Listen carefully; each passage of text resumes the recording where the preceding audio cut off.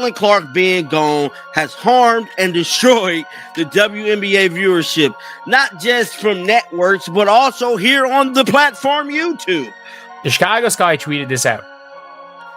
But why do the Sky hate the Fever? They play too hard, they talk too much, they should have let them win for the sake of transmission ends.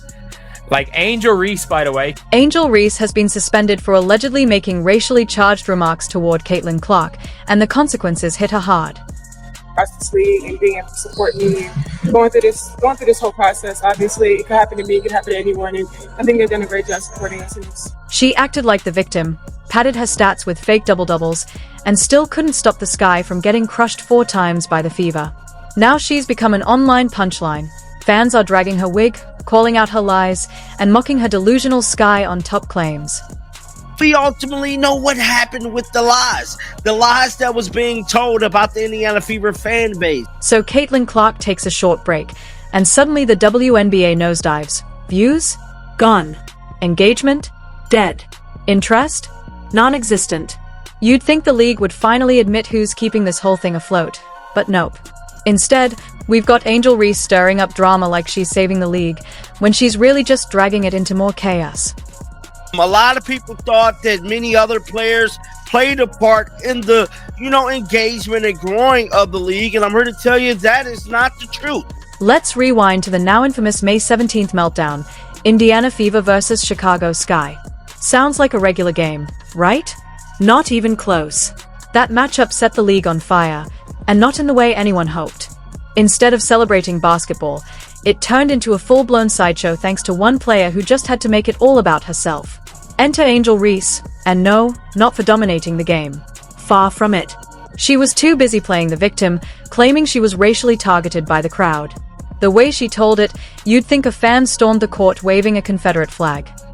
Angel Reese tweeted that out, and then the Chicago Sky posted this one right here. We don't care about none of that Sky on top, back to our original programming. Since that game, and of course, she rushed to the media like it was her big moment on the red carpet, all tears, trauma, and the classic "my team loves me and God's got me" speech. The game was on May 17th, and before the league even finished reviewing the footage, she was already milking the drama for attention. Fast forward a month, after a full investigation, fan reports, audio, video, staff interviews, and the WNBA concluded nothing happened. No evidence, zero. But by that point, it was too late. The damage was done. Fans were already tuning out of the WNBA, thanks to the chaos Angel stirred up. Please don't forget to like the video and subscribe my channel for more awesome content. Thanks. Was against the Chicago Sky and Angel Reese. In that specific game, there was a lot of drama. There was a lot of lying. And then she had the audacity to tweet about sold-out arenas and charter flights, like she's the reason fans are showing up. Hate to break it to you, Angel, but those crowds are there hoping to watch Caitlin Clark drop 30 on you. And it's not just social media chatter. Caitlin's absence actually tanked WNBA viewership across the board. TV, YouTube, you name it. The numbers dropped faster than Angel's wig in a fourth-quarter scramble. The truth of the matter is, one player single-handedly helped keep this main thing afloat. And I'm telling you right now, when that young lady is not on the basketball court, the engagement and the interest in this league has simply went away. Now let's talk actual basketball, assuming we can even call what Angel's doing basketball. Since that May 17th game, Caitlin Clark and the Indiana Fever have absolutely dominated the Chicago Sky in every matchup. 4 games, 4 wins, 0 losses. And these weren't just wins, they were straight-up blowouts. The average margin? Over 20 points. That's not a rivalry, that's a crime scene. rolled over last year. Last year they built up a 13-point lead and lost the 13-point lead at the start of the game in like 3 minutes. They literally were just letting open layups being ran in. In one of those games, the Fever led from start to finish, and Caitlin didn't even need to play the whole game. That's how irrelevant Angel and her squad were.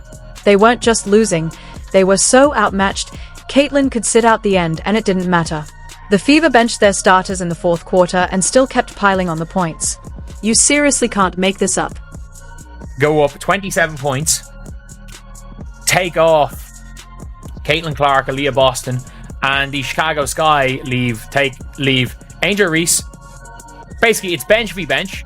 Meanwhile, Reese is out here chasing double-doubles like it's the latest TikTok challenge.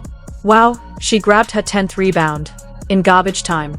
And by garbage time, I mean the starters were on the bench, and she was still out there stat padding against backup centers already thinking about their post-game smoothers. She put up 6 points, bricked 2 free throws, and literally begged for one last board to hit that magical double-double, like it would somehow erase the loss. Spoiler alert, it didn't. They brought it back in garbage time.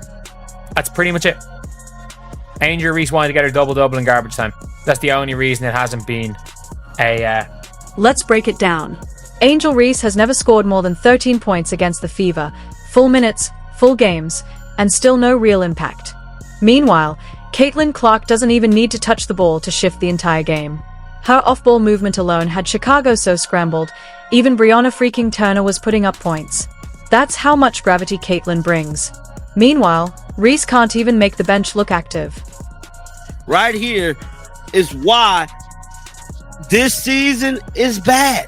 This happened the very first damn game. Like, did we all forget that very first game? Now let's circle back to the whole assault claim. Reese didn't just accuse fans of being racist, she flipped the entire league upside down with that narrative. She sat in interviews delivering emotional monologues about pain, support, and how God was carrying her through, like this was a lifetime drama, not a regular WNBA game. And the wild part? She never once named the person who allegedly made the racist comment. If it was really that traumatizing, you'd expect her to call someone out. But instead, we got vague performances and absolutely zero evidence. Yeah, obviously there's no place in this league for that. I think the WNBA, our team and our organization has done a great job supporting me. I've had communication from everyone, from so many people across this league. While Reese was out here crying to the press, YouTubers like John the Liquidator were already breaking down the facts. His video racked up over 100,000 views fast, laying out the full timeline and exposing the whole thing as nothing more than a PR stunt. And the league? Total silence. Then, finally, on May 31st, they dropped a bland statement basically saying, yeah, about that racism claim, it never happened. They talked to fans, staff, reviewed every second of footage, and found nothing. But the WNBA still let the drama drag on for a month just because Angel Reese shed a few tears. There is no Caitlin Clark. And when there is no Caitlin Clark, there is no interest in the WNBA. Now, do I feel like this would have been a thing if... And let's not forget the league's conveniently timed no hate speech campaign, launched right in the middle of all this mess. Clearly meant to look like they cared, while actually just stoking the drama. The irony? Unreal. They talked about tolerance while handing the spotlight to someone who used fake outrage for attention. And fans weren't fooled. The backlash was immediate. People stopped watching, stopped engaging, just checked out. All because Angel wanted headlines but couldn't earn them with her game. Investigation didn't spark anything. It was just a bunch of drama that held itself pretty much hostage for like nearly a month.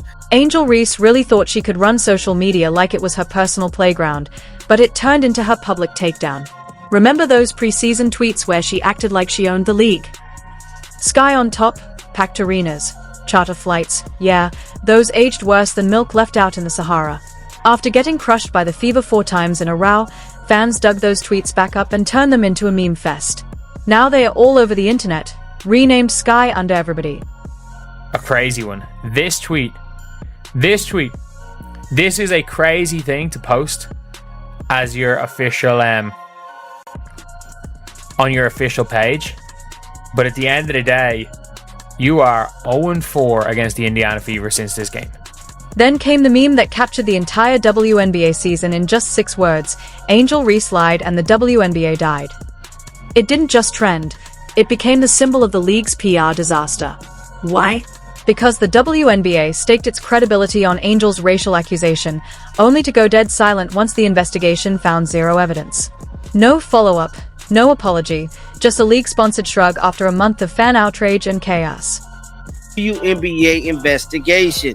Now, we ultimately know the investigation didn't spark anything.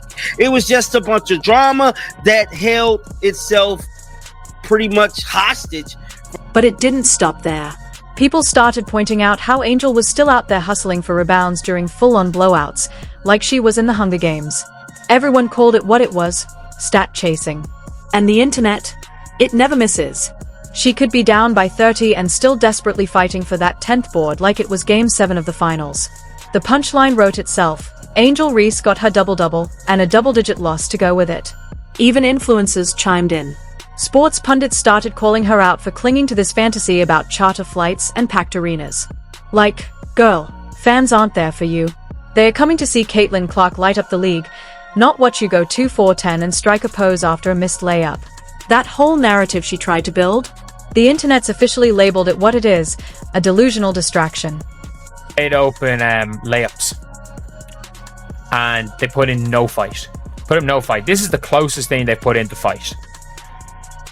Or being to fighting against. And just when you think the WNBA couldn't possibly embarrass itself more, boom, the wig incident happens.